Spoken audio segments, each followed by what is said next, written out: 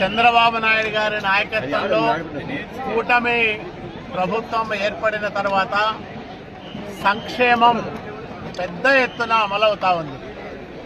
ఒకవైపు పెన్షన్లు, గ్యాస్ సిలిండర్లు, మహిళలకు ఉచిత బస్సు ప్రయాణాలు, అన్నదాత సుఖీభవ కింద రైతులకు సహాయం, అట్లాగే తల్లికి వందనం పేరుతో 10,000 కోట్ల రూపాయలు డబ్బులు ఇవ్వడం, ఇన్ని కార్యక్రమాలు చేస్తూనే మహనీయుడు తెలుగుదేశం పార్టీ వ్యవస్థాపక అధ్యక్షులు ఎన్టీ రామారావు గారి సంక్షేమ శ్రేయోరాజ్య స్థాపనలో భాగంగా ప్రతి కుటుంబానికి పక్కా ఇల్లు నిర్మించి ఇవ్వాలనే ఒక దృఢ సంకల్పంతో వేసిన తొలి అడుగే ఈరోజు రాయదుర్గం నియోజకవర్గ వ్యాప్తంగా 3,000 మందికి పైగా ఇళ్ల స్థలాల పట్టాలు, పొజిషన్ సర్టిఫికెట్లు పంపిణీ చేశాం. ఈ ప్రభుత్వం ఏర్పడిన తర్వాత ఈ 20 నెలల కాలంలోనే 4,186 మంది పేదలకు, గ్రామీణ ప్రాంతాల్లో ఉండే నిరుపేదలకు ప్రభుత్వ స్థలాల్లో పొజిషన్ సర్టిఫికెట్లు ఇచ్చాం. అట్లాగే ఇళ్ల స్థలాలు ఇచ్చాం.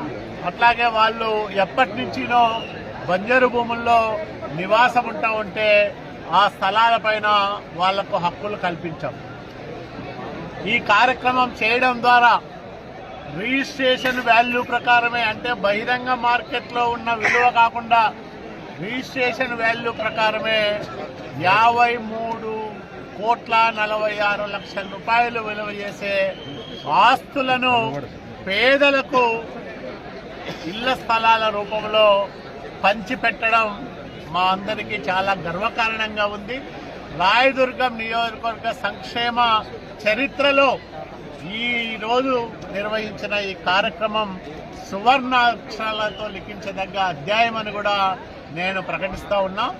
ఇంకా చాలా మందికి ఇళ్ల స్థలాలు కానీ, పక్కా ఇళ్ల నిర్మాణం కానీ, అట్లాగే 14-19 మధ్యకాలంలో రాయదుర్గం పట్టణ శివార్లలో మేము ప్రారంభం చేసిన టిట్కో ఇళ్ల నిర్మాణం కానీ, వీటన్నిటినీ ఈ టర్ములోనే పూర్తి చేసి భవిష్యత్తులో పేదలకు పెద్ద ఎత్తున శాశ్వత గృహ వసతి కల్పిస్తామని కూడా నేను మనవి చేస్తా ఉన్నా.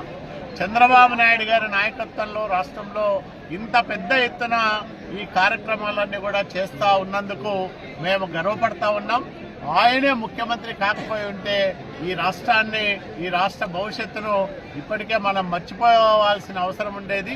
కష్టకాలంలో, సంక్షోభ సమయంలో ఆర్థికంగా చితికిపోయిన ఆంధ్రప్రదేశ్ రాష్ట్రానికి ముఖ్యమంత్రిగా బాధ్యతలు స్వీకరించిన చంద్రబాబు నాయుడు గారి తన అనుభవంతో, తనకున్న పలుకుబడితో, అట్లాగే ప్రధానమంత్రి నరేంద్ర మోడీ గారి ఆశీస్సులతో, పవన్ కళ్యాణ్ గారి సహకారంతో, మా యువ నాయకుడు నారా లోకేష్ బాబు గారి స్పీడుతో ఈ కార్యక్రమాలన్నీ కూడా మేము అమలు చేస్తూ ఉన్నాం.